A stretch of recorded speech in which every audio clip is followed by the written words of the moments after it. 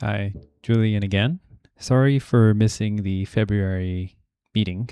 I was actually traveling abroad in February, so I wasn't able to get a good meeting recording for February. So this is the March meeting, and it's coming out in late in April. Sorry for the delay.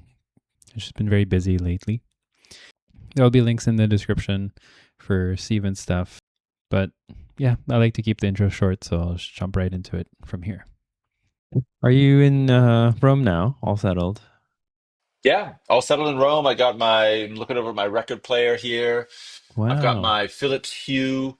There's like this, you know what the Philips Hue Yeah, bulbs are? I have Uh, those too. I got one of these, it's like this oval spheroid Oh, kind is of that glass the IKEA globe. one? No. It's the Philips Hue one. Like they sell it Oh, like okay. with the bulb inside of it. It's kind of made for that. Okay. I've got that over, on a corner with my planes of the head model, some things. It's starting to get okay in here. Nice.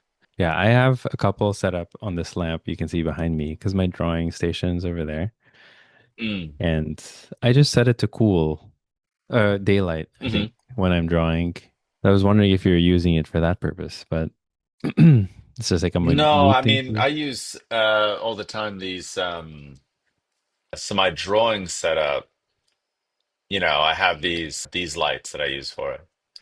So Okay. like down here I've got the easel, obviously, and then I have a light for my face and then a light for the canvas. Then I've got a camera obviously on the right for my face and then a camera on the left for the artwork. So I can kind of plug and play and just arrive where I want to arrive. You're usually sitting when you're working on drawings, yeah, right? Mm, Depends. I mean, no, it totally depends. I kind of don't like to be fair, like being on your ass for like 2.5, 3 hours is kind of, even in a decent chair, is kind of doesn't feel great to get up from. Whereas like you feel like a tiredness in your legs and your back maybe after 2, 3 hours standing, but it still feels better. Like it's a better feeling of, what word am I looking for? Not strain, somewhere between exhaustion and strain, Mm, whatever lives in that space. So I like to be standing. However, it's not always particularly efficient for filming. Although right. I have done it sometimes, stood when filming tutorials.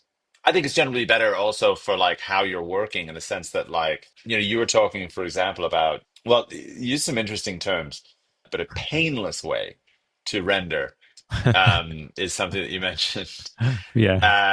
And you also talked about like kind of pushing values and what you needed to do to kind of do that better. And I think these are all like kind of a part of it. I generally feel more like constrained and I don't work as broadly when I'm sitting down as I do Mm, when I'm standing up and I can kind of move back from my easel and kind of get a big picture view of like how my values are being applied. So when you say mm. that you kind of struggle with render, I struggle to make sense of that because I mean, I guess what you're saying really is that you struggle with fine rendering, which is one style of render that you can do, which is in itself like always a struggle. And I think that I've looked at that over time as actually being an inherent problem unto itself, that I didn't want to do a fine render. What I wanted to do was have strong enough conceptual basis that I didn't require a fine render because I feel like it is the bottleneck of the drawing world is like fine rendering. Can Um, you, sorry to interrupt, but can you disambiguate fine rendering and rendering? Fine rendering, think of like my earlier tutorials. Hmm. So if you look at the cast drawing of St. Andrew or the cast drawing of Eye of David, right? Mm-hmm. Do those conjure up the right pictures in your mind? Yeah, I'm thinking the Belvedere torso thing too, no? Let's see if I can jump to a screen share. So I would say that like something like this would constitute a very fine render Hmm. where like everything is kind of like quite meticulously gradient and transitional, and you're not left over with like harsh hatching or shapes for the most part. I don't know if I have it here, but no, I don't have my cast drawing in here. I do have one of my earliest cast paintings. This was a cast painting I did at the Florence Academy. It was the last cast painting I did Um, before I started painting still lifes. And I it's can really tell you that nice. I had no fucking idea what I was doing. Really? Like I really had no idea, not idea on earth. If you asked me to like repeat the process, uh, I would have been like, I'll give it a shot. Like I don't think I really knew about values. I didn't really know about keying. I didn't really know about like structures and planes. So like I viewed this as very much like a triumph of like very naive visual painting. It's really Really? just like a value and a shape, and any form, any volume that's produced here is like fairly coincidental. Ironically, people thought I knew what I was doing at the time, and That's the funny. school eventually like bought this cast painting for me. Yeah, no, I mean it's a great flattering thing to have happen. I look back on it now, and again, like I think I was very much doing before I knew, and that's the best that I had. Like that's really all I could do. Hmm. But as far as like repeatability was concerned, I mean, that would have been a massive gulf in between like performance. This happened to go very well. It could have gone very badly. Because also I didn't really know much about like kind of rendering at that time either, ironically. Sorry, Steve, before But you like, scroll away, yeah. is there anything you would critique in your past in this painting? Whoa. Oh my God. So many things. Um, Well, there's these like weird kind of loose ends, right? Where you would have, let me see if I can just get decent color for this. There's these weird kind of loose ends, like this shape through here. I don't think I quite understand what's happening from a form perspective as this is kind of rolling over in this direction. In addition to that, like I think that the flatness through here, to me, could be handled so much better. Meaning, like, I think I had tried to show more form, and a Hmm. teacher of mine came by and said, but it just looks dirty. But that just meant that Hmm. I didn't have enough like unity in the tone that I was using, which is fine. Like, but it's also adjustable. Like you can adjust for that unity, and you can render form with just enough unity to not kind of break up the light too much. So I think I definitely would have like erred more on the side of like showing volume through like kind of transitional edges and halftones in that area for sure. Like 10 times out of 10 I would have done that. And there's also just like a lot of like excuse me, like really flat edges, meaning I don't think I knew what to do when the kind of light came up to an edge like this, or for example, light came up to an edge like that one, or even like some of the things I would do, out here in terms of like how the values kind of came up to these edges. I would say that this is like admirable effort, like decent work to like get an edge to feel like it's kind of turning around, but then still was very much done with like kind of a visual idea. Like I just knew edges should kind of be soft because I looked at a lot of Velasquez. But like this is a hot mess. Like WTF is happening like here vis-a-vis form. Why is like this light value all the way out to the edge here? Why is like the same value like kind of passing over like a clear plane shift like this? Like what is that shape even describing as it goes further down? I mean, it's psychotic. I think it was really just like things went into dark halftone over there and I didn't really know what to do? So I just, Mhm. well, what you do eventually is you kind of brute force it, right? You improvise and you kind of make it work the best that you can. Now, I think there's actually a highly instructive aspect to this in the sense that I do feel like for artists, some people like wait around for an answer, like, oh, like I got to this point, what happens next? If you Mhm. don't know what happens next, the answer is always brute force.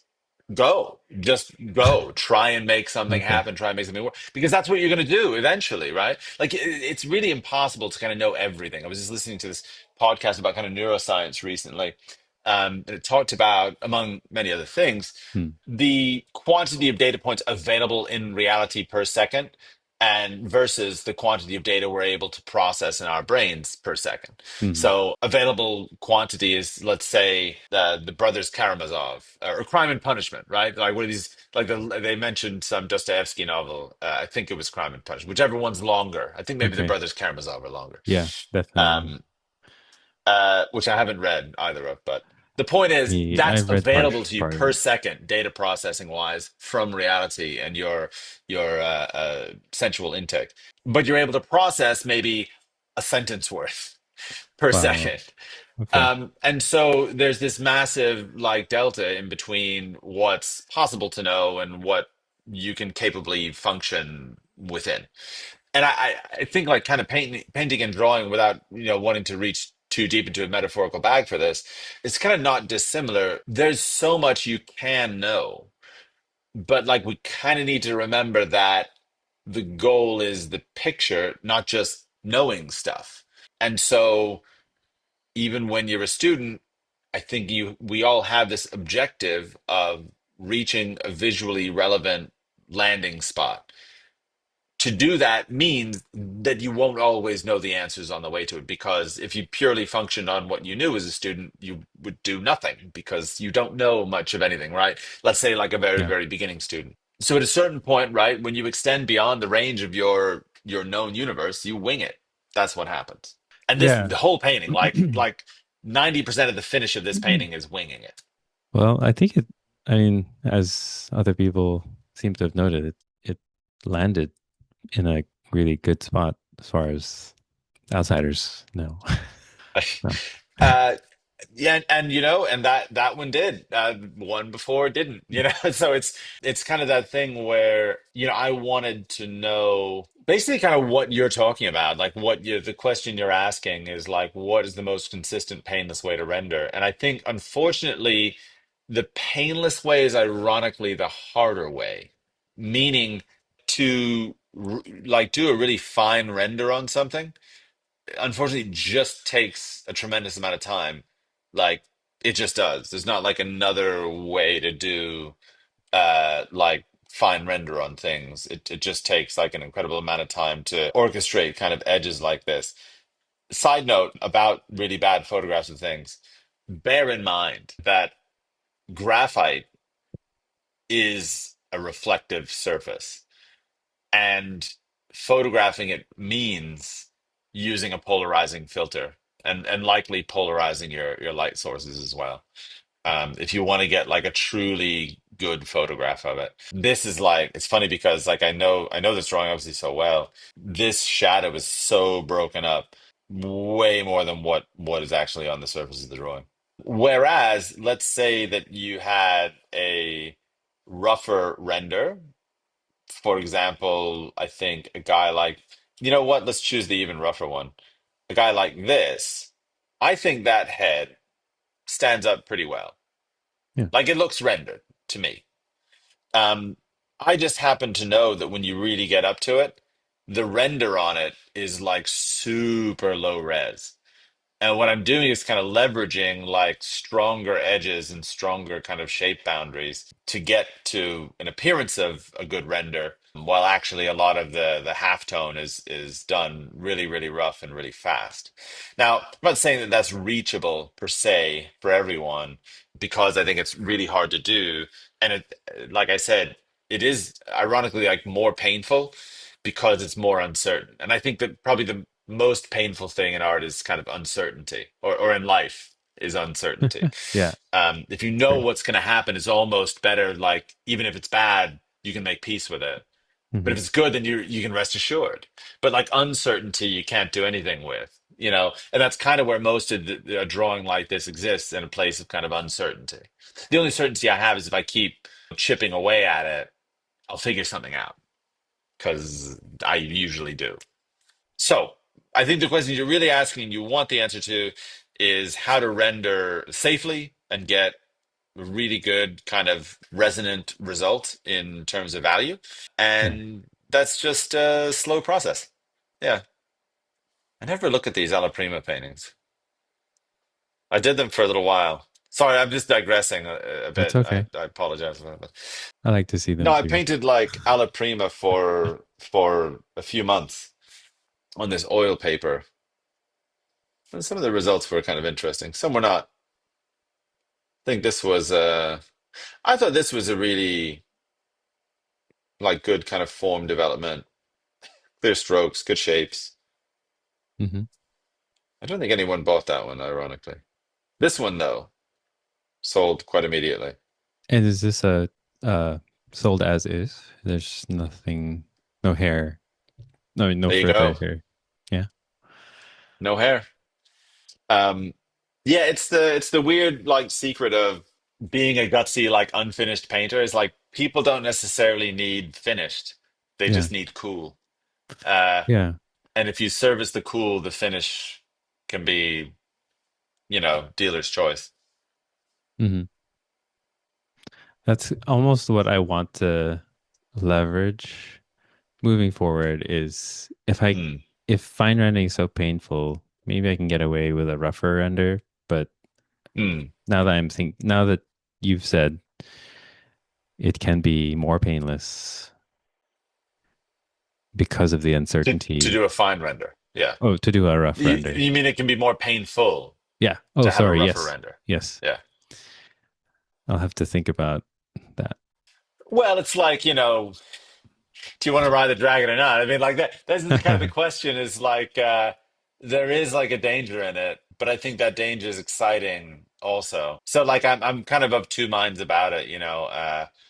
I went through a process of like ultimately being as refined as I possibly could, before I decided that that was a very laborious way to go forward that didn't satisfy something for me. Now, importantly, I did pass through it.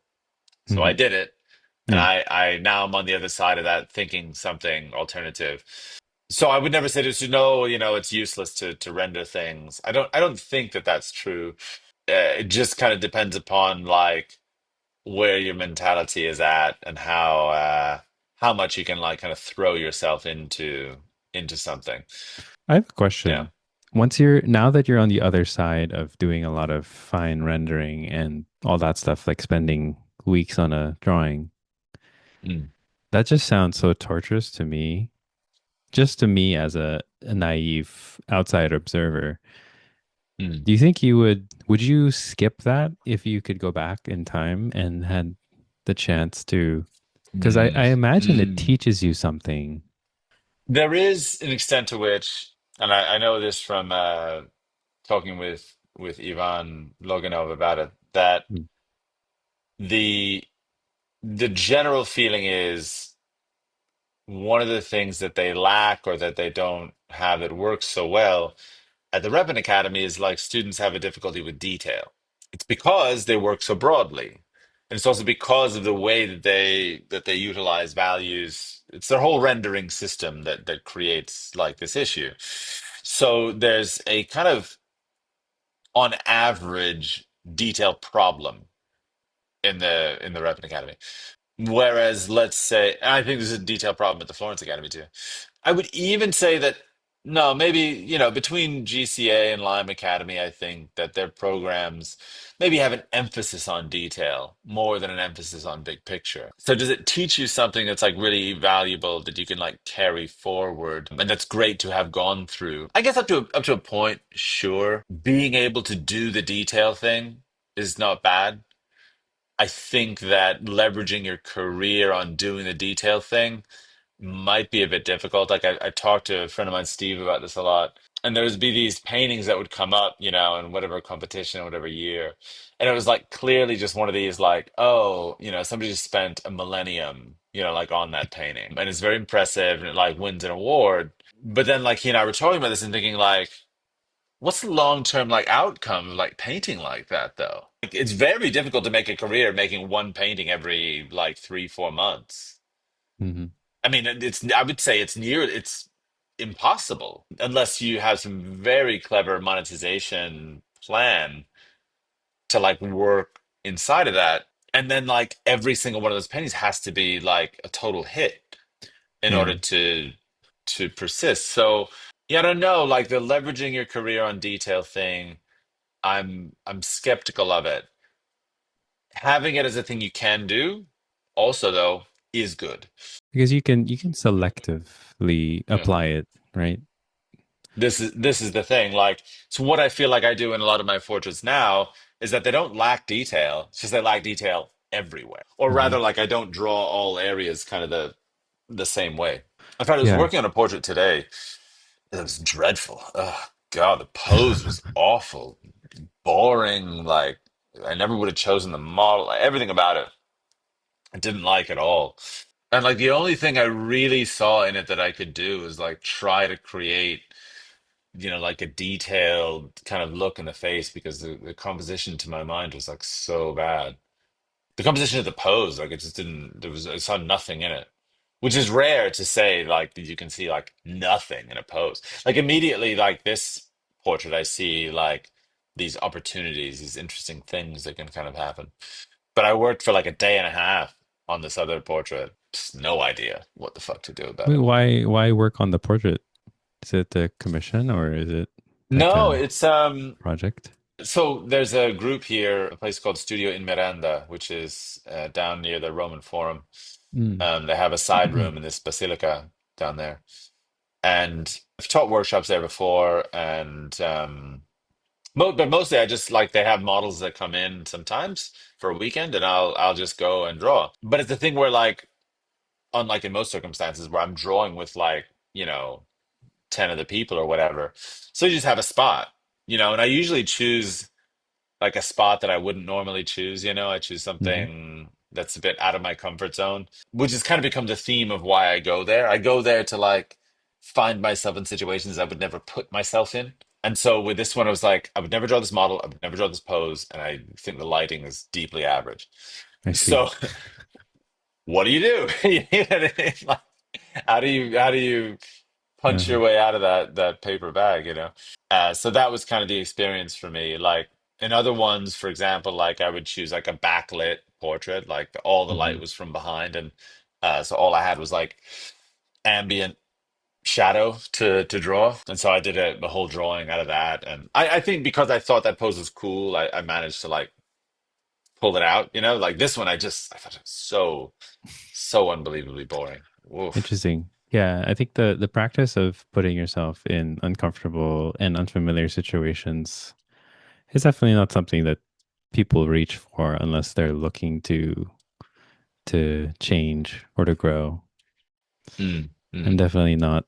I'm one of those people who avoids them for the most part. I think that's about like all of us, no?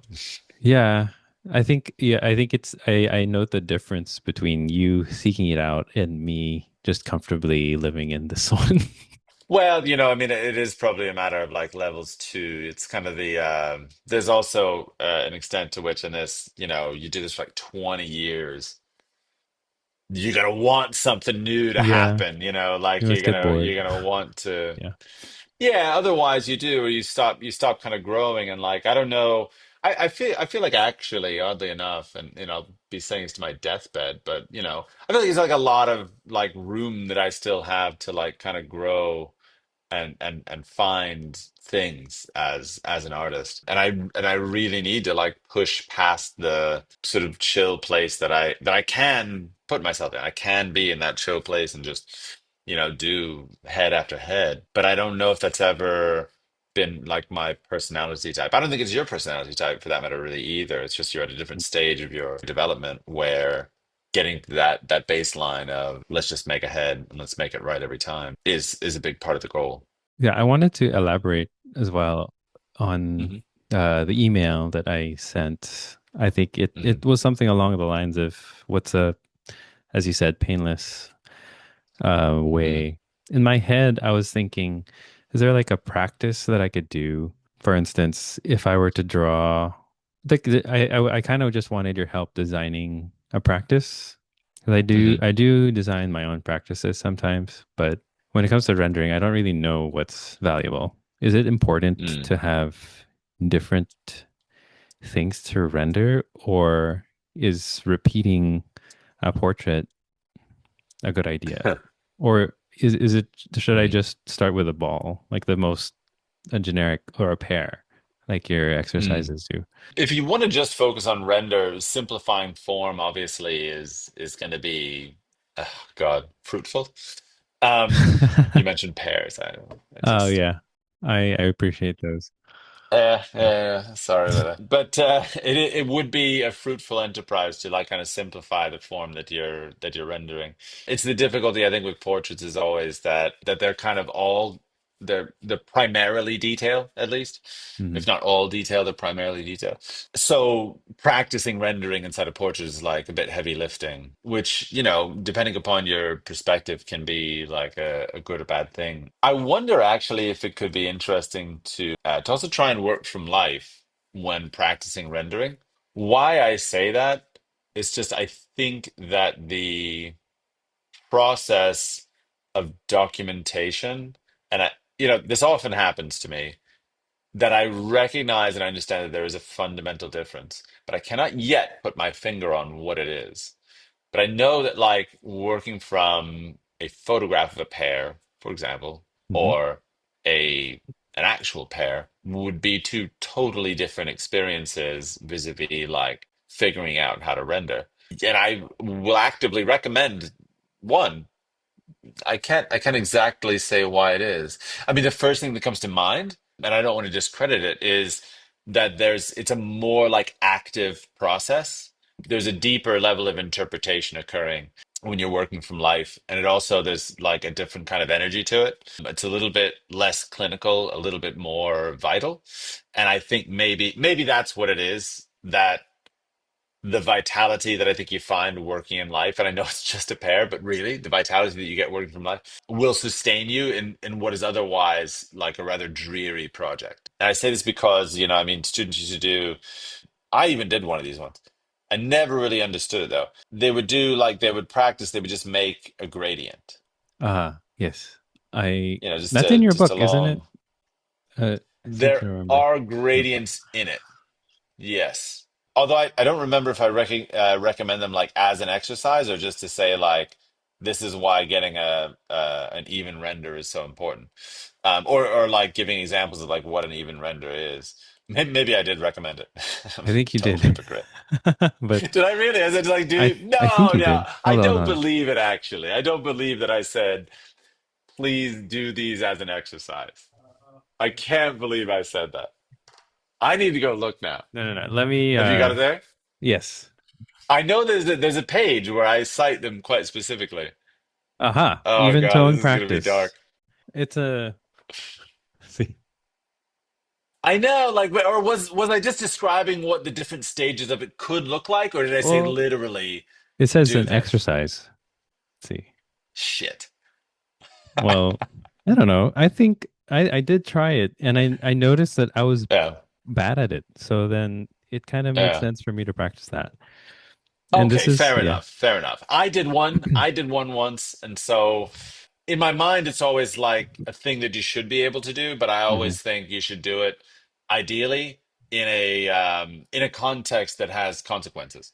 Like Yeah. if you're drawing a pear, for example, that pear has like a physical appearance, Mhm. and you need to like be sensitive to like what that physical appearance is, because there's no like in realism generally there's not just any like even gradients that just like kind of flow out unmitigated. Like it's there's a core shadow edge, there's areas of reflected light kind of coming in where you're going to have like a lighter value that infiltrates the shadow and creates an edge that's like totally different than any other would be. And then you're going to have to draw a sufficient amount of halftone to get the form to turn.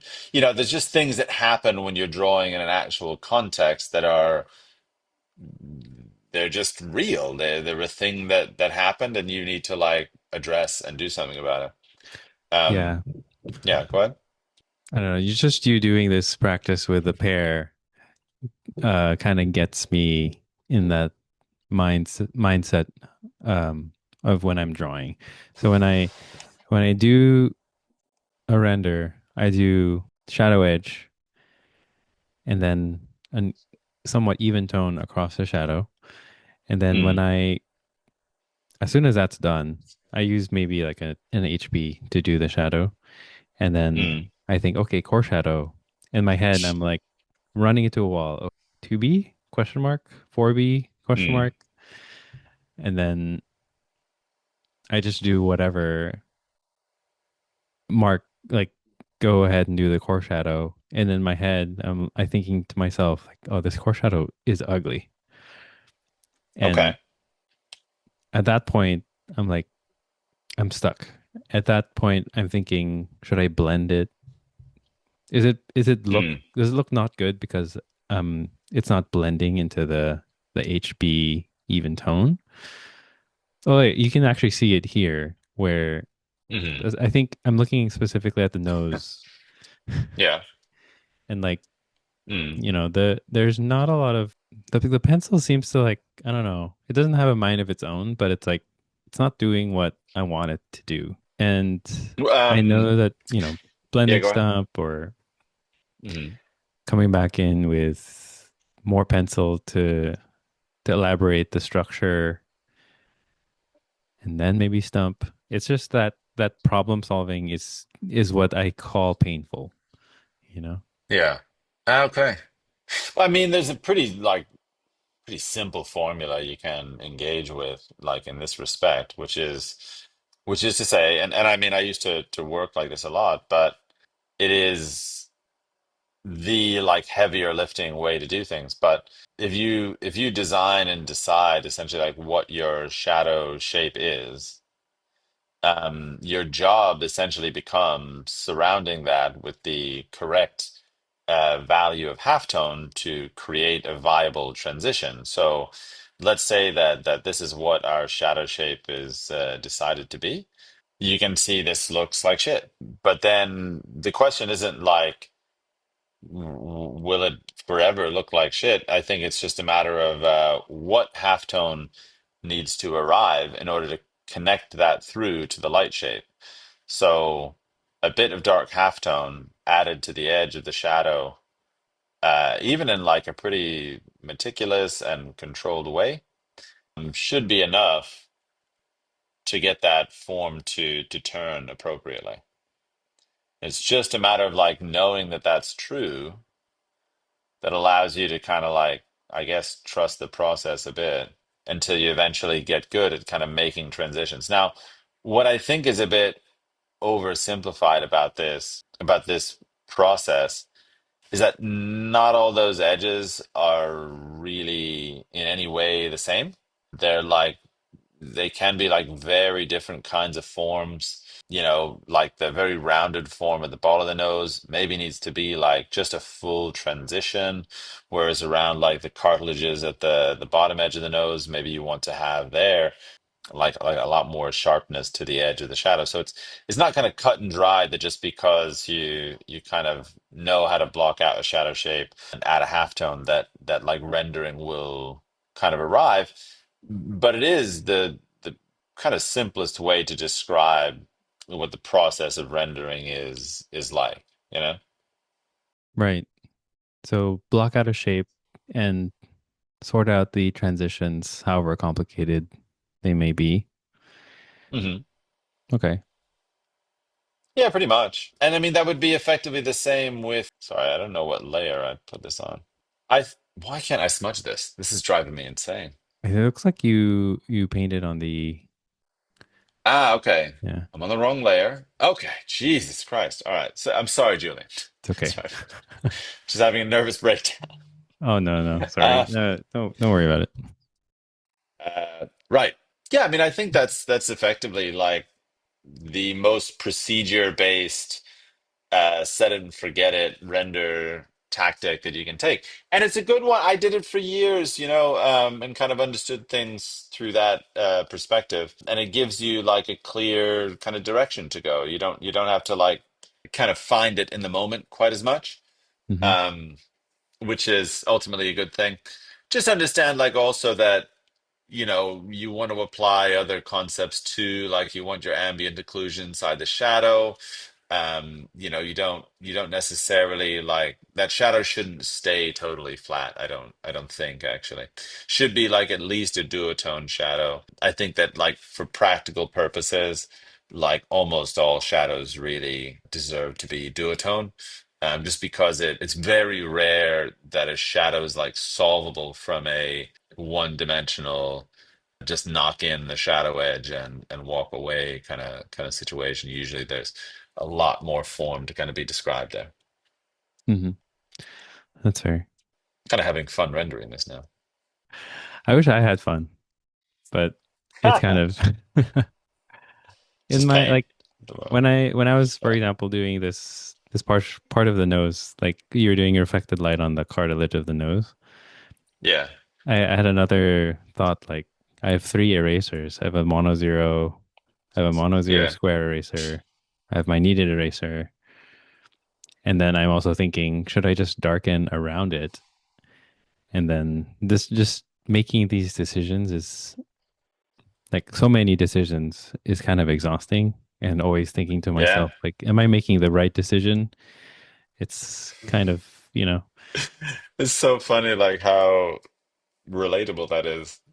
Like decision fatigue is yeah, is it's so much a thing. Like I'm living decision fatigue at the uh, moment. Like when you move to a new city, like everything is like a choice. Like every single thing you do, is so like it's such conscious effort, You just want to be in a place where, I mean, I know what I want. I just want to be told what to do.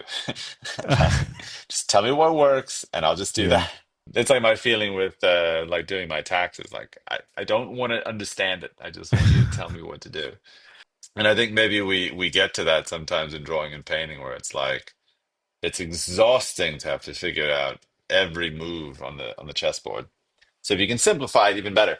The difficulty I think that also you're facing though is that you want to get to a render that has like a stronger value statement, I would suppose. yeah, Yeah. And like value buildup is again, kind of I described rendering as a bottleneck. I think value buildup is its own kind of bottleneck in that sense, wherein like it takes a long time to like build up value. So if I was you and I was trying to get quite clever about a procedure that would help me, I would think like, let's go to your pair. And what I discovered anyway, for me about like value development and what I eventually found to be the most efficient was that let's say that I know what my form is. I've got my line drawing, my rough line drawing of what the pair is and what the composition is going to be.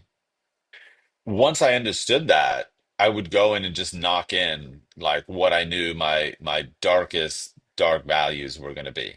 Probably like in an even more intense way than eventually I know that they will be.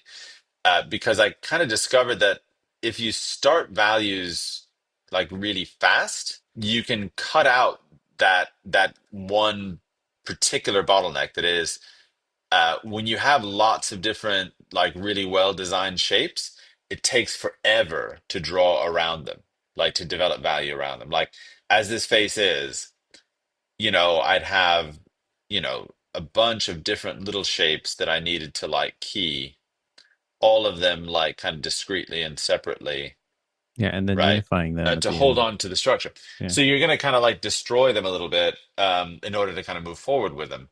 Whereas if they're not yet like developed into a thing, you're not really destroying anything. So it's a matter of like, okay, then how do we get as accurate as possible with like the roughest view possible so that when you go to add in that value, you can just knock it in a really like strong way.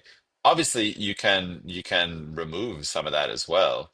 It's not that it has to stay like at that place, but just that you have this excuse me, this asset that is like a really roughly designed form that doesn't get interrupted so much, or rather, you don't lose as much work time interrupting it as you do to like a really well done, a really refined, let's call it, block in. So it's just like a kind of a different approach to value application, and it gets you like a deeper, more resonant shadow while also taking far less time. Okay. It's like hitting two birds with one stone, getting to the value that you're targeting and stepping over or skipping the step of trying to unify disparate Hmm. shapes that are not yet unified. Yeah. Yeah. So then, like, transferring that over to like what to do about a head is its own kind of problem, but like I do think it's kind of solvable. It's just a little bit, it kind of changes the order of your process. So like we kind of think, like here we kind of get accurate, and then in the next step we start to think about keying, and then in the next step we kind of think about rendering. But it kind of like puts the value a little bit in front of the accuracy. Or let's say that maybe let's say that accuracy actually is achieved more here instead. Because you can't be like just wholly inaccurate. You can't just make it a blob. I mean, that's not efficient either. So I think that you start your value node sooner, and you wait on your accuracy node until later. So getting like 70% there accuracy wise, and then getting in there with the value Maybe 50%, 50. you know? Oh, okay. Well, I just mean to say, like, you're only going to be able to get so accurate. You know what I mean? Hmm. At an early stage. That's why I think the pair is such like a useful space to kind of operate in, because it doesn't have the same like complexity level as say what a portrait does. So you can A, you can iterate faster, and B, you can probably like get to like an accuracy faster just because it's just a fucking pair, isn't it? Yeah. I kind of like saying this now, like I want to draw a pair, you know? Like there is like a joy in like a simply found form, you know? Yeah. I guess I'll need to buy a Um, pair. I don't have any pairs at home. yeah, get you a pair. And the God, I look back, it's never ideal to like look back too much. More so if you're like an artist or like a content creator of some kind. Because I look back on like the pair lesson, I'm like, why the fuck did I use so much line in that? It was so I remember it's you so plotted like 30 different planes or something like that. Is that what you're talking about? on well there are so there's the all the extra stuff, sure, like showing the crystallized kind of plane to the, and I mean I stand by that. It's like, but on the drawing itself, like I just put this big fucking outline around the edge of it. It's just Oh, totally unnecessary. And I had opportunities where I could have like kind of a lost edge. But I think it was in this space where, you kind of get so used to hearing something that it becomes like white noise, and then you forget that like for other people it could be quite novel. But like the whole lost edges kind of found edges thing, it's like, yeah, like everybody at the academy like talked about that like kind of obsessively, like too much. It was like, oh, the lost edge, oh, it's the lost edge, to the extent where like their found edges were shit. And so I was like, yeah, as a bit of a contrarian, you go like, oh, I won't think too much about those because I see what the pitfalls are. But then again, like if people don't know them, they don't get to take that choice. So I under indexed on like lost edges and soft edges and stuff, and I was on my own kind of yeah. fruitless crusade there to Fruitless. make things a little bit too graphic. Yeah, I did it again. I did that one on purpose, though. Okay. I knew I had options, but I chose. I I chose that. don't know why it came to me just now, but pears actually look like noses in a way. Hmm. Because there's like That's probably because a I'm break. rendering a pear and a nose at the same time. I wonder what could have made you think that. I don't know what it That's so funny. Like even like you lit them the same, so it just went to my head. is. Yeah. No, it's funny. It's a Do you have, decent pair right there. It's yeah, fun great drawing it. pair. Go ahead. Do you have any comments about the drawing I sent? I know that it's like not really finished, but No, I think it's very well managed. What I do like about it is that it's you've not obscured the structure or the features, for example, in favor of the light. And having those two kind of move together or move forward together seamlessly is ideal. What I don't really like is a couple areas where you're using edges that I don't even think that you think that they're the right edge, but either through decision fatigue or just a lack of consideration, they become like the default edge that you've used in that area. If mm, anything, a passage like this one, like on the cheek, should just transition more. You know, the roundness of that form should dictate, moreover, like the kind of softness of the turn of that edge. And a sensitive treatment of that, I think, is always a good thing. Now, I say this because very much this is my own philosophical bent that it's my feeling that we shouldn't have to put hard edges where we know that they aren't. Whereas I know that there's, like artists for whom and teachers for whom they'll purposefully make things into like these more crisp edges as a way to necessitate a particular kind of rendering or create a moment where that's kind of required. I just don't think it's a grand idea. Like I don't love the idea of that very much. Like I'd mm, rather have those turning immediately rather than being kind of artificially hard. yeah, I would say that especially for the neck, I was just not confident about the placement yet, so Hmm. I wanted to have reference points Well, I first. mean, go way past that. Mm. This is the placement. Like this is not even the placement. Like I mean, to me, it's not even a landmark. Oh, isn't it? It's It's a sternocleidomastoid reaching into the. I feel like it. this Yeah. coming Oh, down yeah. here. Hmm. Yeah, so there's one. This is the one that's most egregious to me. I see. Okay. That I think of first. The sternocleidomastoid, like I said, at least you can make yeah, you can make an argument for that for sure. That one I could say well, maybe we have some merit there. The pit of the neck, maybe some merit there. This one just really, especially the transition kind of left to right, left me thinking, no, that just shouldn't be that way. It's the same thing. Like as soon as I take the edge off of that eye, like that whole section of the drawing just makes more sense. Hmm. Yeah. So be aware of that. And I take that philosophy also into value development, meaning like if I know that an edge is soft, like I want to figure out, and this is like a hard thing, that probably you could, exercise in a pair. When you intend to make a halftone through, say, an area like this, it's not to make it. I mean, despite my diagram, it's not to make it a tile of value. Like, that's not really the point. I mean, that's how we can understand things, but that's not actually how you go about drawing them. To draw them, you need to figure out like how to make a soft but like shapely kind of value edge. Does that make sense?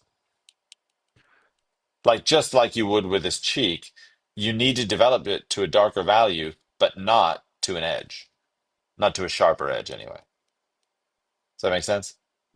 Yeah. I guess you're So if saying I you started shouldn't. adding value to this, right, it Yeah. would I be shouldn't natural leave to it. like start boxing it in like that. Yeah. Well, but that's wrong. It should never look like that. There's never a reason for it to have like that kind of edge. So then what you're left with is a necessity to figure out with your pencil how to develop values without developing a hard edge. And however you go about doing that is your business. I know how I do it. But I think it's one of those things that's like, you can know that you have to do it.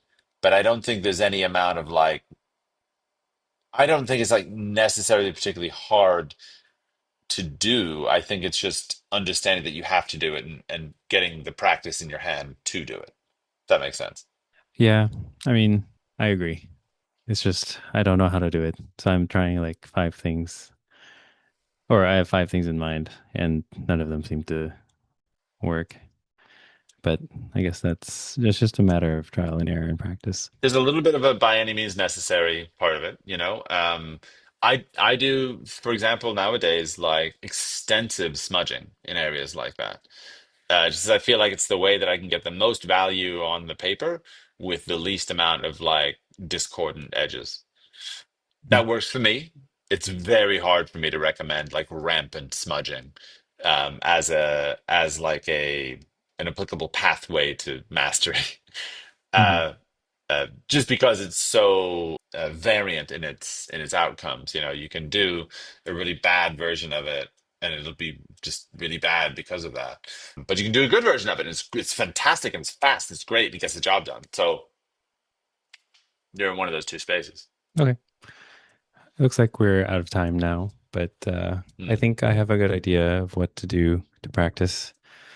I'm gonna buy some pears and then I kind of like I want to do it. Like I just want to like I want to sit in front of a pair and like draw for sure. like a couple hours. It sounds like so nice, so like pleasant and relaxing. Have you tried an Asian pear? They're more round, No, but they're yeah, delicious. I recommend an Asian I'm pear. doing this shit. I think I'm drawing pairs. That's Cool. what's gonna happen. All right. All right, Julian, take good care of yourself, bud. You too. Always nice to talk to you. Yeah, same, same. See See ya. ya.